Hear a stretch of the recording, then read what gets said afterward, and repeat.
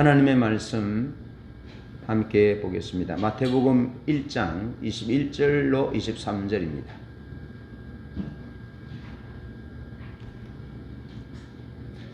마태복음 1장 21절로 23절 제가 봉독합니다.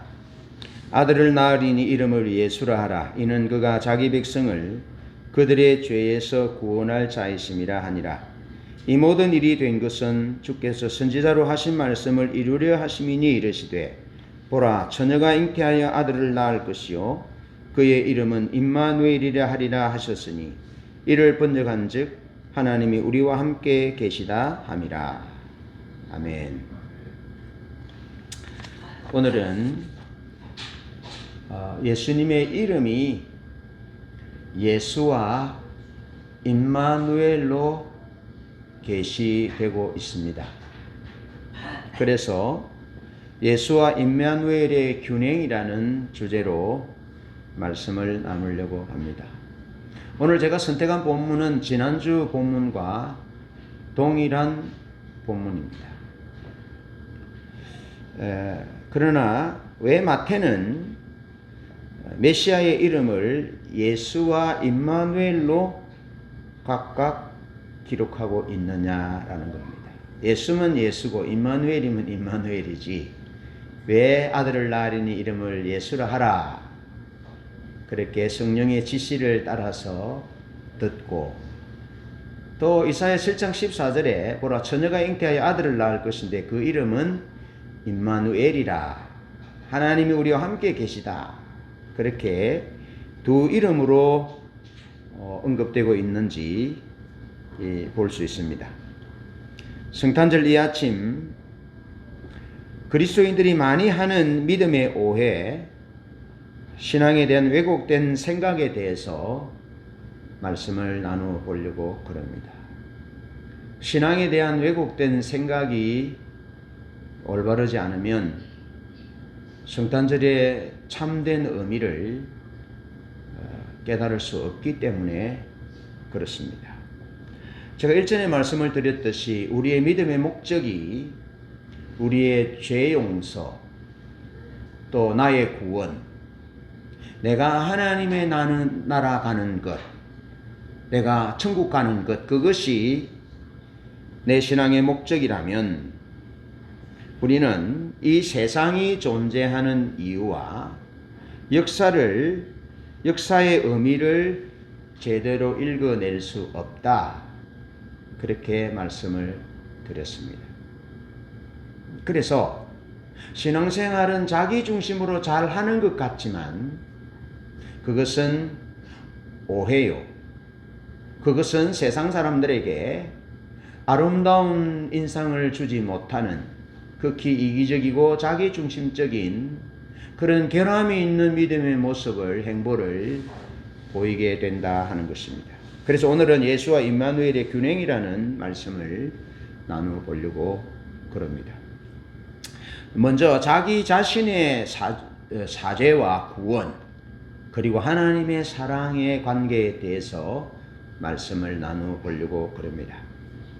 예수님을 믿는 목적이 단순히 내가 죄 용서받는 것, 내가 구원 얻는 것 그것이 될 때에 여러 오해들을 살 수 있는 그런 믿음의 모습을 보일 수 있다는 거죠. 21절 말씀을 우리가 보면 아들을 낳으리니 이름을 예수라 하라. 이는 그가 자기 백성을 저희 죄에서 구원할 자이심이라. 그렇게 선사가 마리아에게 전해줍니다. 예수님의 이름은 하나님이 직접 지어주신 이름입니다. 이는 그가 자기 백성을 저희 죄에서 구원할 자이다 하는 이 말씀은 한치의 오차도 없이 정확한 말씀입니다. 예수님은 그 예수의 이름은 자기 백성을 저희 죄에서 구원할 자, 구원의 이름입니다. 예수의 이름은 곧 구원입니다. 예수와 여호수아 구원이라는 뜻입니다. 자, 하나님은 예수님을 이 땅에 보내셔서 우리를 세상을 죄와 저주로부터 구원하셨습니다. 할렐루야. 구원하셨습니다. 예수님은 우리의 구원자이십니다. 구주십니다. 자, 그러나 이 말씀은 21절 한 절만 독립적으로 해석할 것이 아니라 18절에서 20절에 나오는 성령으로 잉태되신 사건과 결부하여 보아야 합니다. 그러면서 22절, 23절에 하나님이 선지자 이사야를 통해서 예언하셔서 그 예언을 성취하신 하나님의 사랑의 중심에 무게를 두어야 합니다. 예수님을 주셨으니 예수 믿어 죄 용서받고 예수 믿어 구원받아야지. 그래서 천국 가야지. 이 땅에 어떻게 되든지 상관없이, 다른 사람이 어떻게 되든지 상관없이 내가 죄 용서받아서 내가 하나님 나라 가야지. 그런 자기의 죄 용서와 자기 구원, 자기가 하나님 나라 가는 이 세상과 이 역사와 상관없이 자기 중심적인 그런 초점으로 예수를 본다면, 예수를 믿는다면, 예수를 받아들인다면 그것은 성탄절의 참된 의미를 제대로 읽어내지 못하는 행동이라는 거죠. 그것은 내 죄 용서, 내 구원, 내가 하나님 나라 가는 것에 초점을 맞추는 것이 아니라 이미 오래전부터 어둡고 죄로 타락된 소망이 없는 이 땅에 하나님이 메시아를 보내주겠다 말씀하셨고 예언하셨고 그 예언이 성취되어 예수님이 이 땅에 오신, 그래서 예수님을 이 땅에 보내주신 하나님 아버지의 그 놀라우신 사랑에 초점을 맞추어야 한다는 거죠. 하나님의 사랑이 고맙고 하나님의 은혜가 감사하고 하나님이 우리를 사랑하신 것에 감격하여 어떻게 하면 하나님의 뜻을 제대로 받아들일지, 어떻게 하면 하나님의 뜻대로 살아낼지, 어떻게 하면 이 세상을 아름답게 할지, 이 세상의 역사를 어떻게 하나님이 기뻐하시는 역사로 의미지어 드릴지, 그런 고민들을 해야 성탄의 의미를 제대로 읽어낸다 하는 것이죠. 그런데 자기 구원, 자기 죄 용서가 중심이 되면 이기적이며 독선적인 신앙에 빠질 위험이 있습니다. 예를 들어서 이청준의 단편소설 벌레 이야기라는 책이 있습니다. 이 벌레 이야기를 원작으로 한 이창동 감독, 전도연 주연의 영화 밀양이라는 영화가 2007년에 개봉이 되었습니다. 여러분, 영화 밀양에서 우리는 주인공 신혜가 복받쳐 오르는 분노와 실망을 참지 못하고 오열하면서 신의 모든 약속과 말씀을 거짓말이라고 노랫말로 고백하는 장면을 볼 수 있습니다. 자, 그녀는 하나밖에 없는 아들을 유괴범에게 잃어버렸습니다. 하나밖에 없는 아들입니다. 그런데 깊은 시리와 절망에 빠져서 나날을 보내다가 신앙을 갖게 됩니다. 믿음을 갖게 되는 거죠. 그래서 성경을 읽고 예배를 드리고 하나님을 가까이 하고 그렇게 하다 보니까 자기 아들을 유괴해서 살해한, 잃게 한 그 유괴범이 참 불쌍해졌습니다. 그래서 교도소에 면회를 갔습니다. 그를 용서하기 위해서.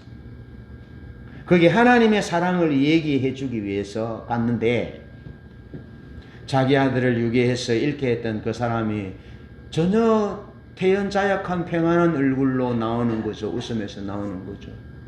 그러면서 하는 말이 자기는 자기의 모든 죄를 용서받았다고 말하는 거죠. 자기는 하나님께 기도했고 하나님이 자기의 모든 죄를 용서하셨다라고 웃으면서 얘기하는 거죠. 그때 시내는 너무나 큰 충격을 받습니다. 도대체 상처를 입은 자는 난데 나와 상관없이 하나님이 그 사람을 용서해 줬단 말인가? 그 사람이 내 아들을 유괴해서 죽게 했는데 그가 내게 잘못했다는 일말의 미안한 마음도 없이 내게 그의 잘못을 용서해 달라고 하는 말도 없이 하나님이 자기 죄를 용서했다고 일방적으로 선포하고 선언하는 그런 모습에서 시내는 너무나 큰 충격을 받게 됩니다. 그렇다면 자기의 고통과 상관없는 이 신은 도대체 어떤 신이냐? 그렇게 질문하게 되는 것이죠. 자신의 불행한 사건은 자신과는 아무 상관없는 일이 되어버린 거죠. 하나님과 자기 아들을 유괴해서 죽게 한 그 사람과의 관계 가운데서 자기는 아무것도 할 수 없는 아무것도 아닌 존재가 되어버린 그런 내용의 영화를 우리에게 보여줍니다. 여러분, 이것은 얼마나 잘못된 얘기인지 모릅니다. 하나님의 뜻이라는 이름으로 하나님의 사랑이라는 이 사랑을 자기 중심적으로 아전인수격으로 받아들이게 되면 이런 일들이 일어난다는 거죠. 나는 구원받는데요. 나는 하나님께 용서받았는데요. 이런 자기 중심적인 아전인수격의 접근, 이해, 굉장히 위험한 것이죠. 얼마나 많은 그리스도의 이름으로 이런 행태가, 이런 일들이 자행되는지 보아야 합니다. 여러분, 만약에 참으로 하나님의 사랑을 제대로 이해했다면 신의 하나밖에 없는 아들을 유괴한, 그래서 죽게 한 그 유괴범이 신에게, 그 아이의 엄마에게 용서하시라고, 정말 잘못됐다고, 하나밖에 없는 아들을 나로 인하여 잃게 되었으니 하늘이 안 무너졌겠습니까? 나를 용서하지 마시라고 그렇게 얘기하는 것이 먼저잖아요. 그런데 그 유괴하여 살인하게 된 그 사람의 말 맞기는 맞습니다. 하나님 용서해 줄 수 있습니다. 하나님 앞에 회개해서 용서받을 수 있는데, 더 정확한 표현은 우리가 우리에게 죄 지은 자를 용서하잖아요. 우리가 가해한 그 사람에게 가서 내가 이런 죄를 지었으니 용서해 주십시오라고 하는 것이 먼저지요. 그것이 빠져 있다는 것이죠. 여러분, 분명 잘못을 했고 상대방에게 큰 피해와 상처를 주었음에도 불구하고 자기 죄 용서, 자기 구원, 자기 하나님 나아가는 것이 자기 중심적인 신앙으로 그렇게 목적되면 스스로 지불해야 될 책임으로부터 도피하게 됩니다. 도피하게 되고 하나님의 뜻과는 정반대의 삶을 살면서도 그것에 대해서는 아무런 양심의 가책을 느끼지 못하는 왜곡된 신앙, 균형을 잃은 신앙의 모습을 가지게 된다는 거죠. 굉장히 위험한 것이죠. 올해 10월 29일 할로윈 데이 때에 이태원에서 참사가 일어나서 엄청난 고귀한 생명들이 목숨을 잃었습니다. 그런데 그 사람들이 사랑하는 이를 잃고 그 상처가 채 아물기도 전에 그 예수 믿는 사람들이 또 혹은 또 다른 사람들이 또 2차 가해를 한다 하잖아요. 예를 들어서 그 왜 갔냐? 그 귀신들의 축제한데 왜 갔냐? 그게 아이들을 왜 보냈냐? 그렇게 2차 가해를 한다는 거죠. 여러분, 고통당하는 자, 슬픔당한 자, 아픔당한 자, 시리에 빠진 자에게 정답을 갖다 대는 것이 아닙니다. 기준을 갖다 대는 것이 아니고 하나님의 긍휼과 자비로 접근하는 것이죠. 그들과 함께 있어주는 거죠. 그들과 함께 아파하는 거죠. 그들과 함께 우는 거죠. 욥이 큰 환난을 당했을 때 그의 친구들은 아무런 말하지 않고 7일 동안 욥과 함께 있어줍니다. 그것으로 됩니다. 그것으로 충분합니다. 고통당하는 친구 욥과 함께 그냥 아무런 말 없이 함께 있어주는 것만으로도 충분히 위로가 되는데 7일이 지난 후 욥의 친구들은 이야기하기 시작하잖아요. 하나님의 관점이랍시고 신앙의 관점이랍시고 얘기하잖아요. 그 하는 얘기가 욥을 더 가슴 아프게 만드는 그런 2차 가해를 하는 모습을 성경을 통해서 우리가 볼 수 있습니다. 여러분, 성탄절의 주인공은 죄 용서받아야 할 사람입니까?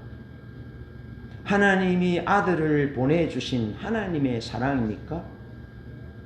하나님이 주인공이 되셔야 되고 예수 그리스도 그분이 주인공이 되셔야지 내가 죄 용서받는 것, 내가 구원받는 것, 내가 하나님 나라 가는 것, 내가 중심이 된다면 우리 신앙은 왜곡된 그림을 그릴 수 있음을 아셔야 합니다. 신앙이라는 미명하에 이름하에 또 다른 2차의 피해를 가해를 하는 그런 일들이 자행될 수 있음을 잊지 말아야 합니다.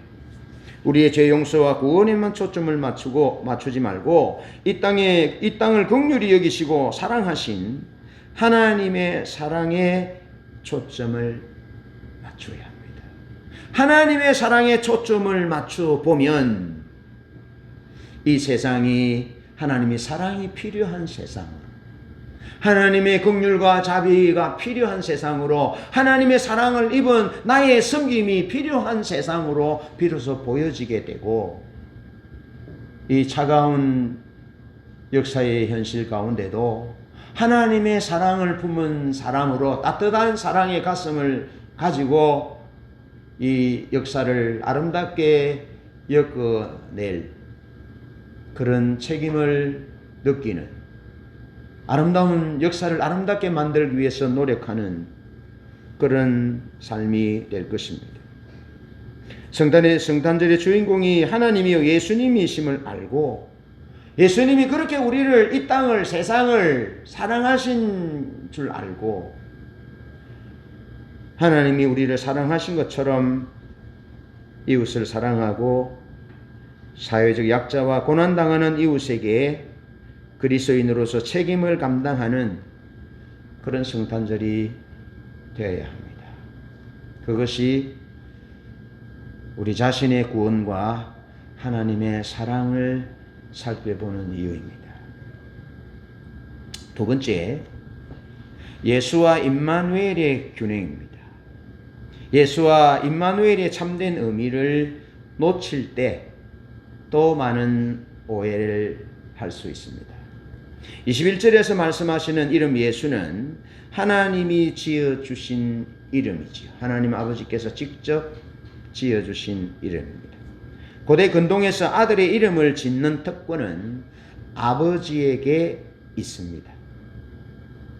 자, 하나님 아버지께서 예수님의 이름을 지어주셨다라는 말은 이 예수님이 하나님으로부터 나셨다는 겁니다.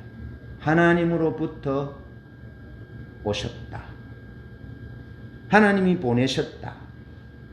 그래서 하나님이 주인이시고 예수님은 하나님의 소유라는 의미입니다. 자, 하나님이 하나님으로부터 하나님의 소유를, 하나님의 선물을, 하나님의 아들 자신을 우리에게 주셨다는 거죠. 자, 그렇다면 예수님을 보내셔서 용서하시고 구원하시고자 하는 그 대상이 누구냐라는 거죠. 대상. 그 대상은 세상이라는 겁니다. 요한복음 3장 16절에서 그렇게 말씀하고 있지 않습니까? 하나님이 세상을 이처럼 사랑하사 독생자를 주셨으니 이는 저를 믿는 자마다 멸망치 않고 영생을 얻게 하려 하심이니라. 하나님이 그 아들을 보내신 것은 세상을 심판하려 하심이 아니요, 그로 인하여 세상이 구원을 얻게 하려 하십니다. 하나님이 예수를 보내시고 용서하시고 구원하고자 하는 대상은 세상이라는 겁니다. 세상. 그리고 오늘 보면 21절에서 자기 백성. 하나님이 자기 백성을 위해서 예수를 보내시고 용서하시고 구원하셨다는 거죠. 구원하시고자 한다는 거죠. 자, 그 말은 세상과 백성은 하나님의 것이다라는 의미입니다. 하나님의 것이다. 하나님의 것이 될 때에 의미가 있고 하나님의 것이 될 때 비로소 영원한 생명을 얻게 되는 것이죠. 자, 그런데 이 구원에 대한 이 오해가 구원에만 초점을 맞추고 자기 중심, 자기 구원, 자기 죄 용서, 자기 하나님 나라 가는 것, 거기에 초점을 맞출 때 어떤 일이 일어나느냐 하면 당시 이스라엘 백성들이 구원에 대한 인식이 그랬다는 거죠. 그 뭐냐면 60장 이사야 60장 12절 14절 시편 2편 9절 또 마태복음 11장 4절 5절 보면 세례 요한이 예수님께 사람을 보내잖아요. 왜 예수님께 사람을 보내느냐 하면 이스라엘 백성들이 인식했던 메시아관, 이스라엘 백성들이 생각하고 있었던 구원에 대한 한 오해에서부터 비롯됐다는 거죠. 그것이 뭐냐 하면 이스라엘 백성들의 구원에 대한 인식, 역사 인식은 모든 민족을 질그릇처럼 부숴버리고 이스라엘을 압제하는 모든 로마와 또 그리스를 비롯한 모든 나라들을 다 질그릇처럼 부숴버리고 하나님의 통치를 인정하지 않는 자들은 하나님의 진노에 직면하게 될 것이라고, 압제자들은 모두 멸절될 것이라, 하나님이 이스라엘을 압제하는 그들을 모두 멸절시키고 심판하고 질그릇처럼 깨트려 버리실 것이다 라는 인식을 가졌다는 겁니다. 그것이 이스라엘 백성들이 생각하는 하나님의 구원이었다는 겁니다. 그런데 하나님은 세상을 이처럼 사랑하사 독생자를 주셨으니 이는 저를 믿는 자마다 멸망치 않고 영생을 얻게 하려 하심이라 라고 말씀하고 있습니다. 하나님은 세상이 구원받기를 원하셨습니다. 하나님은 죄인이 구원받기를 원하셨습니다. 하나님이 이스라엘을 압제하는 원수의 나라까지도 구원받기를 원하셨어요. 그들도 하나님의 백성입니다. 그런데 이스라엘의 역사인식과 구원에 대한 오해는 자기들만의 구원, 자기 민족만의 구원, 자기 민족만의 죄 용서, 하나님의 나라 가는 것, 그런 것으로 생각했고 자기들만의 메시아를 기대했다라는 거죠. 여러분, 예수님 성탄을 예배하며 축구하며 예배하는 우리는, 예수님은 교회만의 예수님이 아닙니다. 목사만의 예수님, 믿음을 가진 자들만의 예수님이 아니고 안 믿는 사람들도 하나님의 백성이고 그들을 위한 예수님을 보내신 거죠. 세상을 사랑하셔서 독생자 예수를 보내신 거죠. 그런 인식으로 전환되어져야 된다는 겁니다. 이것이 예수와 임마누엘을 바라보는 균형 잡힌 믿음이고 관점이라는 겁니다. 이스라엘 백성들이 그랬다는 겁니다. 여러분, 예수님이 성천할 때도 하실 때도 제자들은 아직도 인식 전환이 안 됐습니다. 이스라엘을 회복할 때가 이때입니까? 회복하실 때가 이때입니까? 회복의 때에 대해서는 너희 알 바 아니고, 성령이 너에게 임하시면 너희가 권능을 받고 예루살렘과 온 유대와 사마리아와 땅끝까지 이르러 내 정의 이르라. 하나님의 구원의 범주는 땅끝이고 세상이라는 것을 다시 말씀하시고 계시는 거죠. 우리의 원수도 하나님의 백성이고 구원받아야 할 대상입니다. 우리에게 위해를 가하고 우리의 돈을 이렇게 떼먹은 사람, 나를 배신한 사람, 내게 위해를 가한 사람, 도저히 용납할 수 없는 그 사람도 하나님이 그를 위하여 예수님을 보내셨음을 기억하셔야 합니다. 그래서 우리 가슴을 열고 예수와 이마누엘의 그 균형 잡힌 인식을 가지셔야 된다는 거죠. 여러분, 그러면서 요한계시록 7장 4절에 보면 14만 4천 명이라는 숫자가 나옵니다. 14만 4천이 흰 옷을 입고 하나님 나라 가는 그런 내용인데요. 이 주석가들은 이 14만 4천을 문자적으로 해석하면 안 된다라고 말합니다. 구원받은 백성이, 하나님 나라 가는 백성이 14만 4천에만 해당되는 것이 아닙니다. 그것은 상징적인 숫자입니다. 그런데 이단은 그것을 문자적으로 해석해서 그 14만 4천 명 안에 들어가기 위해서 심혈을 기울입니다. 그 14만 4천 안에 내가 들어가야 된다는 그런 논리로 접근하는 거죠. 이단입니다. 사입입니다. 여러분, 그렇게 접근하면 우리 교회 그렇게만 접근하면 이 세상은 의미가 없습니다. 이 세상은 의미가 없어요. 아무런 의미가 없어요. 이 세상은 구원하고는 상관없는 세상이잖아요. 14만 4천 안에만 들어가면 되는데 세상을 의미 없는 세상으로 만들고 역사의 책임을 회피하는 그런 범죄의 집단이 될 수 있는 거죠. 그래서 이단들은, 사이비 종파들은 가정을 깨뜨립니다. 가정을 파괴시킵니다. 부부 별거하게 만들고 이혼하게 만들고 그렇게 혹세무민하는 이단 사이비 종파 종교들이 우리 주변에 많이 있습니다. 여러분, 예수님이 말씀하신 하나님의 나라의 의미는 이 세상을 벗어나서 죽은 후에 가게 될 어떤 특별한 장소를 말하는 것이 아닙니다. 잘 기억하셔야 합니다. 이게 14만 4천에 들어가야 된다라는 이 의미는 이 세상을 도피하여 이 세상을 떠나서 다른 어떤 공간으로 들어가는 그 현실 도피적인 개념의 하나님의 나라에 대한 인식입니다. 성경에서 말하는 예수님이 말씀하신 하나님의 나라는 한 번도 그런 나라에 대해서 말씀하시지 않습니다. 예수님은. 자, 예수님이 마태복음 6장 10절에서 이렇게 말씀하십니다. 뜻이 하늘에서 이룬 것 같이 땅에서도 이루어지이다. 예수님이 하나님의 나라에 설명하면서 하나님의 나라는 이 땅을 도피하고 피해서 가야 될 어떤 특별한 특정한 장소라고 설명하지 않습니다.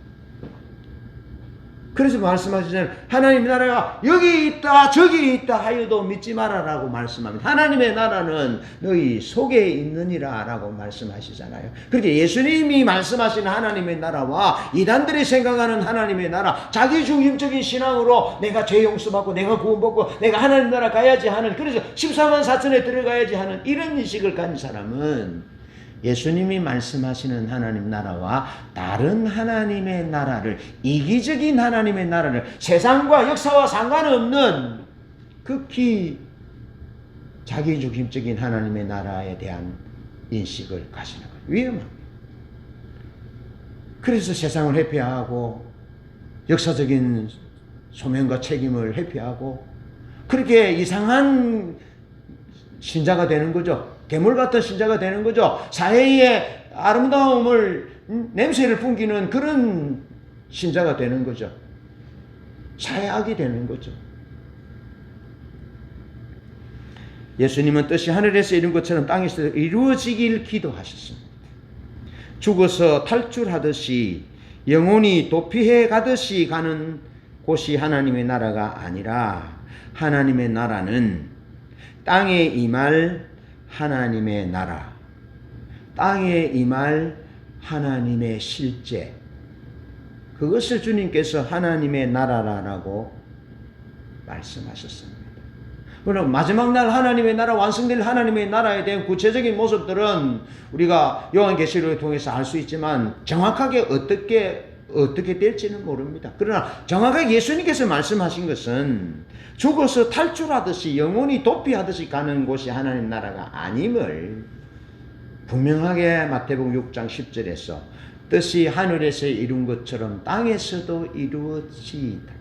땅에서도 이루어지이다.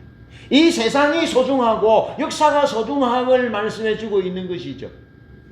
그래서 하나님은 세상을 사랑하셔서 죄인들을 사랑하셔서 이 땅에 메시아를 보내주셨다 하는 것입니다. 성탄의 소식은, 성탄의 의미는 유일하고 참되신 하나님께서 이 세상을 어떻게 사랑하시는지, 이 세상을 어떻게 근본적이고 영원히 바꾸고 계시는지에 대한 소식입니다. 할렐루야. 단순히 내가 죄 용서받고 내가 구원받고 내가 하나님의 나라 가고 14만 4천 속에 들어가는 그런 개념이 아니라 어떻게 하나님이 이 세상을 근본적으로 궁극적으로 바꾸고 변화시키고 계시는지 그걸 보여주는 거죠. 그걸 근본적으로 궁극적으로 변화시키고 바꾸고 가시기 위해서 하나님이 예수님을 이 땅에 보내셨다는 겁니다. 그러니까 예수님을 통해서 이 땅에 새로운 역사가 시작된 것이죠. 예수님이 오심으로 이 땅에 하나님 나라가 시작된 것입니다. 그래서 예수님이 오셔서 귀신을 쫓아낼 때 하나님의 나라가 이미 너에게 임했다 라고 말씀하시는 거죠.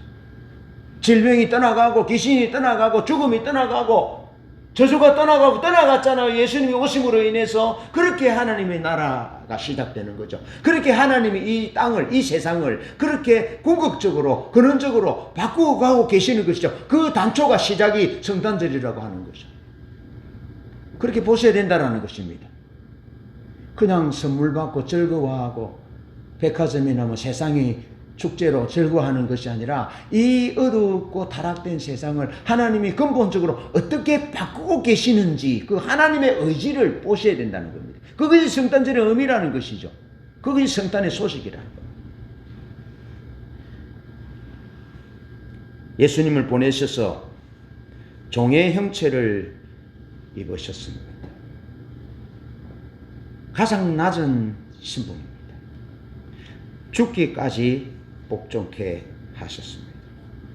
예수님이 종이 되셔서 죽기까지 복종하셨기 때문에 예수님에게는 어느 한 사람도 천하게 여기지 않으신다는 거예요. 아무리 천한 사람도 예수님이 천하게 여기지 않는다는 거죠. 왜? 예수님이 천한 노예로 오셨기 때문에. 그것이 우리를 높이시는 하나님의 일이라는 거죠. 하나님 우리를 높이시기 위해서 그렇게 하셨다는 겁니다. 우리의 신분이 사회적으로 높은 위치에 있지 않아도 괜찮습니다. 예수님이 우리 모두를 이해하십니다. 신분이 높지 않아도 괜찮아요. 성공하지 못해도 괜찮아요. 출세하지 못해도 괜찮아요. 대단하지 못해도 괜찮아요. 왜? 예수님이 종으로 노예로 오셔서 우리를 다 이해하신다는 거죠. 다 용납하신다는 거죠. 다른 말로 하면 우리는 적어도 예수님보다는 높다는 거죠. 예수님보다는 높다는 거죠. 예수님이 가장 천한 노예 신분으로 오신 이상 우리는 다 예수님에게 소중한 존재로 받아들여진다는 거죠. 무시당하지 않는다는 거죠. 그것이 하나님이 이 세상을 근원적으로 근본적으로 바꾸기 위해서 일하시는 하나님의 사랑의 방법이라는 거죠. 이것이 성탄의 소식이고 이것이 성탄절의 의미라는 거죠. 여러분 존재의 의미가 그렇게 의미지어진다는 거죠. 예수님은 7만 명이 넘는 7만 2천이나 되는 그 12영도 더 되는 천사를 동원할 수 있는 신적 능력이 있으셨습니다. 그런데 예수님은 자기 자신을 위해서는 그 신적인 능력을 사용하기를 거부하셨습니다. 자기 자신을 위하여 7만 2천이나 되는 천사를 동원할 수 있는 그런 신적인 능력을 자기 자신을 위해서는 포기하시고 거부하시고 죄인들을 사랑하시고 병자들을 고치시고 거라사의 광인 귀신 들린 자를 고치시고 불치병자들을 고치시고 인생의 저주를 끌어내시기 위해서만 당신의 신적인 능력을 사용하셨다. 참된 평화의 왕이지 않습니까? 자기 백성을 사랑하시고 자기 백성의 양이 불쌍히 여기시며 필요가 무엇인지를 가장 잘 아신 평화의 왕이시 예수 그리스도인데 하나님이 이 세상을 근원적으로 바꾸시는 방법이 이 방법이라는 것입니다. 이것이 우리를 사랑한, 세상을 사랑한, 자기 백성을 구원하기 위해 사랑한 하나님의 방법이고 이것이 성탄의 소식이고 성탄의 의미가 된다는 것이죠. 심판이 아니라 구원과 영생을 위해서 죄 없으신 그분에게 하나님이 죄를 전가시킴으로 우리의 의가 되셨다. 우리를 예수님이 죄 없으신 분에게 우리의 죄를 전가시키셔서 우리를 의롭다 하셨습니다. 하나님이 그 일을 하셨다는 것입니다. 그 일을.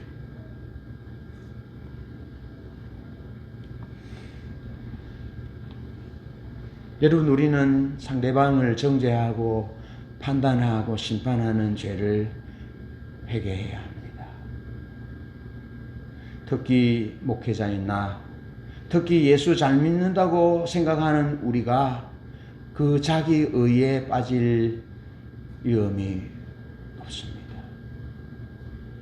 여러분, 내가 이해할 수 없고 내가 용납할 수 없고 내가 받아들일 수 없는 저 상대는 예수님이 그 죄를 전가시키셔서 예수님으로 인하여 하나님 앞에 의가 된 존재입니다. 그렇게 하나님이 일하셨다라는 거죠.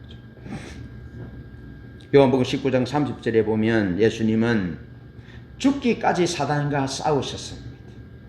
하나님의 뜻을 이루시기 위해서. 근원적으로 이 땅을 근본적이고 영원히 하나님이 아름답게 아름다운 세상, 생명의 땅, 평화의 땅으로 바꾸시기 위해서 예수님이 죽기까지 싸우셨다.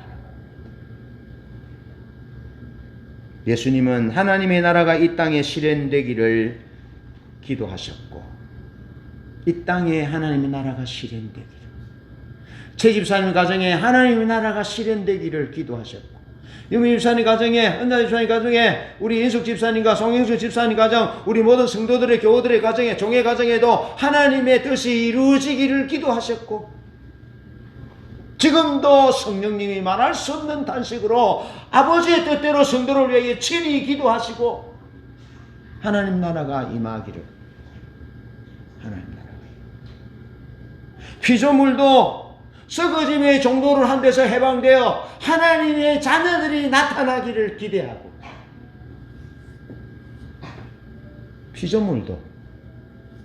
피조물도 회복되기를 하나님이 기대하시고 일하신다는 거예요. 사람이 구원받는 것뿐 아니라 온 세상이 하나님이 회복되기를 하나님이 일하신다는 거죠. 그 새로운 장이 열린 것이 성탄절이라는 거예요. 전환점이 된 것이 성탄절이라는 것입니다.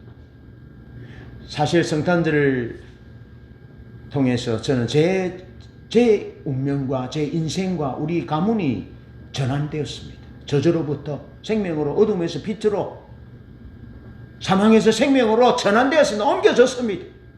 할렐루야. 성탄절이 전환이 된 거죠. 제가 성탄절에 교회에 갔지 않습니까? 떡 얻어 먹으러 가르리 교회에, 소가야 교회에 갔지 않습니까? 그리고 그 다음에 여름 성경학교 때 주님이 저를 만나 주셨지 않습니까?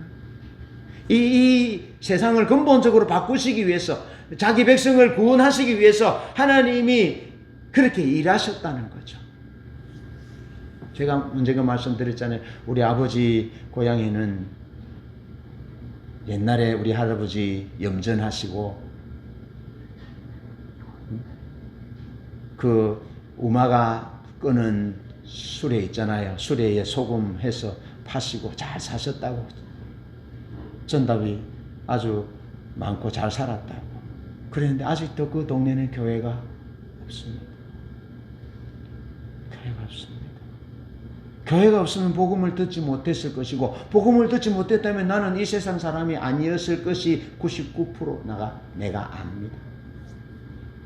99% 압니다. 가계의 저주를, 음부의 권세를 이길 능력이 없기 때문에 나는 이 세상 사람이 아니었을 것이 99% 확신합니다. 그러나 예수께서 오셔서 예수님 교회가 있는 마을에 이사가서 복음을 듣고 주님 만남으로 주님이 내 운명과 내 저주를 끊으시고 그렇게 근원적으로 내 삶을, 이 세상을 아름답게 하셨음을 나는 믿습니다. 그렇게 주님이 나를 만나줌으로 그것이 확신이 생겼고, 그래서 주님을 떠날 수 없었던, 떠나지 않게 된 것이죠. 예수는 하나님의 나라가 이 땅에 실현되기 위해서 오셨고, 그 일을 위해서 기도하셨고, 대제사장, 바리새인, 기득권자들의 악행과 폭력에도 하나님이 근원적으로 이 땅을 아름답게 변화시키기를 원하시는, 예수님을 통해서 변화시키기를 원하는 그 예수님의 길, 하나님의 길을 예수님은 절대로 포기하지 아니하셨다. 그것이 성탄의 기쁜 소식이라. 그것이 성탄의 의미라는 겁니다. 얼마나 예수님이 줄이 있었습니까? 얼마나 고통당하셨습니까? 얼마나 부당한 재판을 받으셨습니까? 얼마나 헐벗었습니까? 수치를 당하셨습니까? 그러면 7만 2천이나 되는 천사를 동원할 신적인 능력으로 다 물리칠 수 있는데, 이 세상을 근원적으로 근본적으로 변화시키기 위한 하나님 아버지의 뜻을 위해서 그 길을, 십자가라는 그 길을 중단하지 아니하셨다는 겁니다. 폭행과 폭정과 악행에도 불구하고 그렇게 하셨다. 자신의 길을 굽히지 아니하셨다. 굽히지 아니하셨다. 여러분, 우리가 예수 믿어 구원 얻고 하나님의 백성 되고 하나님의 나라를 향하여 세상의 구원을 위하여 선교적인 삶을 살기 위해서 주님이 걸어가신 그 겟세마네 동산, 주님이 걸어가신 그 골고다 길을 중단하지 아니하셨던 것처럼 우리가 중단하지 않아야 된다. 믿음의 길을 중단하지 아니해야 되고, 사랑의 섬김을 중단하지 아니해야 되고, 하나님이 이 땅을 아름답게 바꾸기 위해서 헌신하신, 일하시는 그 하나님의 일에 기꺼이 그 대우에 동참해야 한다는 것입니다. 그것이 성탄절의 의미를 제대로 읽어내는 사람이라. 좀 힘들다고, 조금 눈물 나는 일이 있고 어둡고 아프다고 포기해서는 안 된다. 예수님은 절대로 하나님의 길, 그 길, 자신이 걸어가야 할 길, 세상을 아름답게 하기 위한 길을 포기하지 아니하셨다.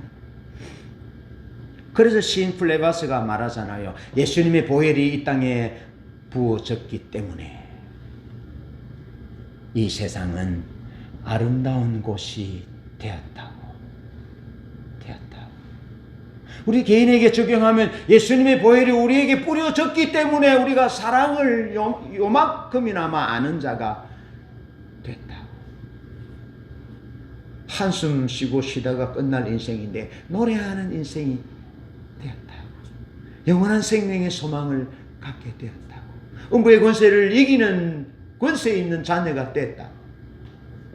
예수 그리스도 그분 까닭에 그분의 보혈이 뿌려졌고, 하나님 그분이 쉬지 않고 일하시는 그 하나님의 일하심 까닭에 오늘 우리의 존재가 그렇게 됐고 이 땅이 그렇게 됐다. 말씀을 마무리하면서 가톨릭 신자며 작가인 박완서의 한 말씀만 하소서에 나오는 임마누엘의 이야기를 소개하려고 합니다. 박완서 씨 아시죠? 박완서 씨는 1988년 여름에 아들을 잃습니다. 사녀 일남인데요. 하나밖에 없는 아들을 잃습니다.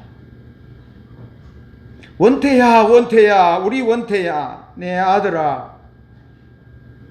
이 세상에 네가 없다니 그게 정말이냐? 하나님 해도 너무하십니다. 그 아이는 이 세상에 태어난 지 25년 하고 5개월밖에 안 됐습니다. 병 한 번 치른 적이 없고 청동기처럼 단단한 다리와 매달리고 싶은 든든한 어깨와 짙은 눈썹과 우뚝한 코와 익살 부리는 입을 가진 준수한 청년입니다. 걔는 또 앞으로 할 일이 많은 젊은 의사였습니다. 그 아이를 데려가시다니요.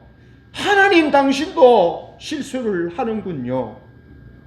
그럼 하나님 당신은 하나님도 아니시지요. 그렇게 하나님을 원망하며 포악을 부리던 어느 날 밤에 벽에 걸린 십자가 지신 예수님의 조각 그림을 보는데 예수님이 말씀하십니다. 오냐, 실컷 욕하고 원망하고 나를 죽이고 또 죽이려무나. 내가 그럴 수 있으리라고 그를 그렇게 하라고 내가 여기 있는 건 아니냐. 그렇게 예수의 조각상에 달린 예수님이 자기에게 그렇게 말씀하시더라는 겁니다. 예수님의 표정은 생생하게 슬프고 너그럽게 보였습니다. 그러나 아들의 2주기가 넘었지만, 아들이 죽은 지 2년이 넘었지만 아직도 박안수 씨는 회의와 비통은 달라지지 않았다. 다만 하나님께 투정하고 원망하다가 자아 속에 꼭꼭 숨겨놓았던 채송화 씨보다도 작은 신앙심을 하나님께 던졌다고 합니다. 그러던 어느 날 화장실 변기 앞에서 꼼짝도 할 수 없는 계시가 주어졌습니다. 여러분, 우리가 토가 나오거나 뭐 하면은 변기를 붙잡고 이렇게 토를 하거나 하잖아요. 그때에 꼼짝도 할 수 없는 고통 가운데 그 변기 앞에서 한번 그림을 그려보십시오. 그 모습이 얼마나 초라한지. 그 아들이 죽은 후에 하나님을 투정하고 원망하고 그렇게 하다가 2년쯤 됐는데 그 변기 앞에 있는데 하나님의 계시가 임했다는 거죠. 나는 변기의 가장자리를 양손으로 짚고 무릎 꿇은 채로 꼼짝도 할 수가 없었고 아무 생각도 할 수가 없었다. 얼마만이었을까 한 생각이 떠올랐다. 텅 빈 머리에 갑자기 떠오른 생각이었어인지 그건 내 머리에서 나온 생각이라기보다는 계시 같은 느낌이었다. 미사 시간에도 기도 시간에도 산책하면서도 긴긴 밤 잠을 이루지 못하면서도 하나님에 대한 내 무릎은 딱 한 가지였다. 도대체 내가 무엇을 그렇게 크게 잘못했기에 이런 무서운 벌을 받아야 하느냐 하는 질문이라기보다는 포악이고 항의였다. 이해되시죠? 단 하나, 내가 그렇게 뭘 그렇게 잘못했냐라는 것, 그것이 질문이었다는 거예요. 투정을 부리고 항의하고 대들었다는 거죠, 하나님께. 근데 하나님은 뭐라 그랬다고요? 그래, 실컷 그렇게 해봐라. 그리고 막 죽여. 그러라고 내가 여기 있는 것이 아니냐라고 말씀하셨다는 거죠. 그래도 2년이 지나도록 안 풀렸다는 거죠. 그런데 어느 날 변기 앞에서 잡고 있는데 이랬다는 거죠. 그러니까 내가 신의 부당함을 항의하고 내가 억울하다고 주장할 수 있는 유일한 근거는 나는 그다지 죄가 없다는 것이었다. 내가 죄가 있다면 어디 말해보시지 하는 신에 대한 일종의 시험이었다는 거죠. 십자가 밑에서 밤새도록 몸부림치며 구해도 얻을 수 없었던 응답이 하필 변기 앞에 무릎을 꿇고 앉았을 때 들려올 게 뭐람? 그때의 계시처럼 떠오른 나의 죄는 이러했다. 나는 남에게 뭘 준 적이 없었다. 물질도 사랑도 내가 아낌 없이 물질과 사랑을 나눈 범위는 가족과 친척 중에 극히 일부와 소수의 친구에 국한돼 있었다. 그 밖에 이웃이라고 부를 수 있는 타인에게는 나는 철저하게 무관심했다. 위선으로 사랑한 척 한 적조차 없었다. 물론 남을 해친 적도 없다고 여기고 있었다. 모르고 잘못한 적이 있을지 모르지만 의식하고 남에게 악을 행한 적이 없다는 자신감이 내가 신에게도 겁먹지 않고 당당하게 대들 수 있는 유일한 도덕적 근거였다. 주지도 않고 받지도 않은 타인에 대한 철저한 무관심이야말로 크나큰 죄라는 것이야. 그리하여 그 불로 나누어도 다함이 없는 태산 같은 고통을 받았음을 나는 명료하게 깨달았다. 하필 병기 앞에 무릎 꿇는 자세로. 나는 그 정답에 머리 숙여 승복했다. 나중에 나의 간지가 또다시 빠져나갈 구멍을 찾게 될지도 모르지만 적어도 그 순간만은 그건 꼼짝달싹도 할 수 없는 정답이었다. 그리고 구원이었다. 고통도 나눌 가치가 있는 거라면 나누리라. 그리고 그녀는 이렇게 기도합니다. 주여 나를 받으소서. 나의 모든 자유와 나의 기억력과 지력과 나의 모든 의지와 내게 있는 것과 내가 소유한 모든 것을 받아들이소서. 나의 고통까지도. 당신이 내게 이 모든 것을 주셨나이다. 주여 이 모든 것을 당신께 도로 드리나이다. 모든 것이 당신의 것이오니 온전히 당신 의향대로 그것들을 처리하소서. 내게는 당신의 사랑과 은총을 주소서. 이것이 내게 족하나이다. 여러분, 하나님은 임마누엘이십니다. 우리의 죄를 용서하시고 우리를 구원하시고 하나님의 나라 가게 할 뿐 아니라 하나님은 지금도 임마누엘 되셔서 우리의 슬픔에 묵묵히 함께 하시고 우리의 아픔과 우리의 눈물과 우리의 상실과 시리에 우리가 하나님께 대들고 항변할 때도 하나님은 묵묵히 그래 그러라고 내가 여기 있지 않느냐, 그러라고 내가 십자가를 지고 너를 대신해서 죽었지 않느냐 하시면서 우리의 내면에 하나님의 나라가 임하기를, 우리의 가정에 하나님의 뜻이 이루어지기를, 이 땅에 하나님의 뜻이 이루어지기를, 모든 것의 주인이 하나님이시고 하나님이 모든 것을 주셨으니 모든 것 하나님이 받으셔야 마땅하다고 하는 그런 참된 그리스도인의 모습으로 우리를 바꾸어 가시는 거죠. 그런 이기적인 마음으로 가득한 이 세상을 하나님이 임마누엘로 지금도 이 땅을 아름답게 하시기 위해서, 궁극적인 변화를 위해서 하나님은 지금도 임마누엘로 일하고 계신다는 거죠. 부디 2022년 성탄절 또 남은 우리의 삶 가운데 예수와 임마누엘의 균형 가운데서 참된 믿음으로 아름답게 하나님을 섬기고 세상을 섬겨서 하나님의 뜻을 이루어드리는 우리 모든 성도님들이 되시기를 주님의 이름으로 축복합니다.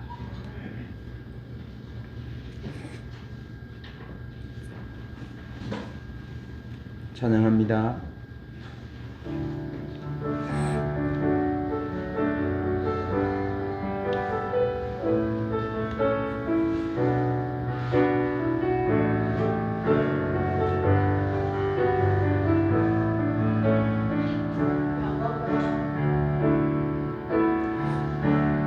영광과 은혜의 주를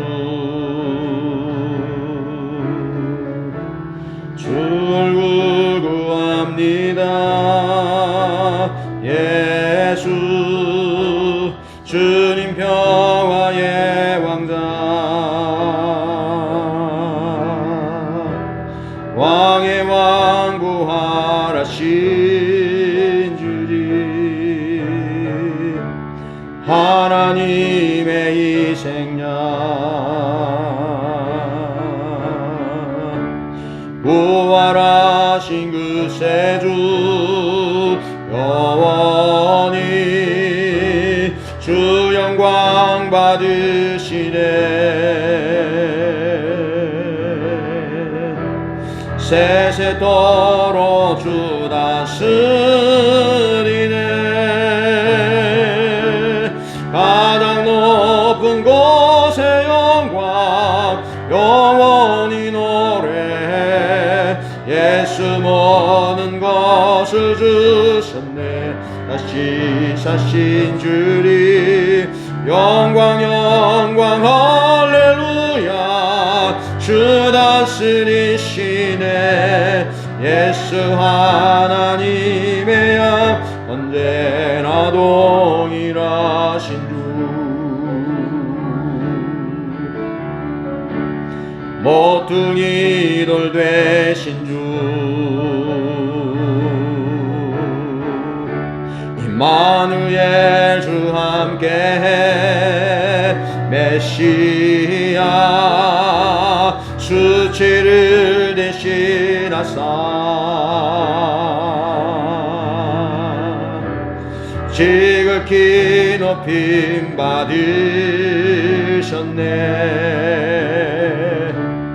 뛰어난 이름 예수 주는 처음과 나중 영원히 화목해 하신 예수 아버지 영상 사랑의 주 가장 높은 곳의 영광 영원히 노래해 예수 모든 것을 주셨네 다시 사신 주리 영광 영광 할렐루야 주 다스리시네 예수 하나님의 양 언제나 동일하신 주 높은 곳의 영광 영원히 노래해 예수 모든 것을 주셨네 다시 사신 주리 영광 영광 할렐루야 주 다스리시네 예수 하나님의 양 언제나 동일하신 주 거룩 거룩 전능하신 주님 거룩 거룩 거룩 전능하신 주님 거룩 거룩 거룩 전능하신 주님 거룩 거룩 거룩 전능하신 주님 높은 곳의 영광 영원히 노래해 예수 모든 것을 주셨네 다시 사신 주리 영광 영광 할렐루야 주 다스리시네 예수 하나님